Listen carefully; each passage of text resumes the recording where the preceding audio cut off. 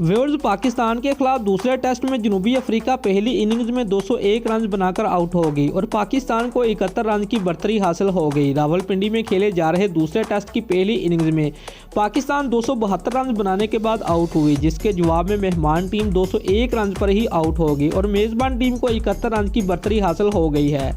तीसरे रोज खेल का आगाज हुआ तो कप्तान क्विंटन डी को 29 रन की जरहाना इनिंग खेलकर आउट हुए।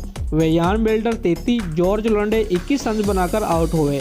टम्बा बाउमा 44 रन के साथ नॉट आउट रहे। डीन एलेगर 15, वैन डॉसन खाता खोले बगैर ही बोल्ड हो गए। व्यूअर्स, फाफ डुप्लेसी की बात की जाए तो 17 रन बनाकर फहीम अशरफ का शिकार बने।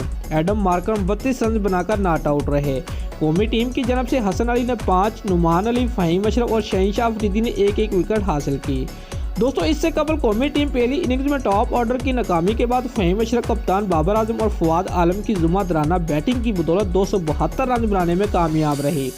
बाबर आजम 77, फवाद आलम 45 रन बनाकर आउट हुए, जबकि फहीम अशरफ 78 रन पर नॉट आउट रहे।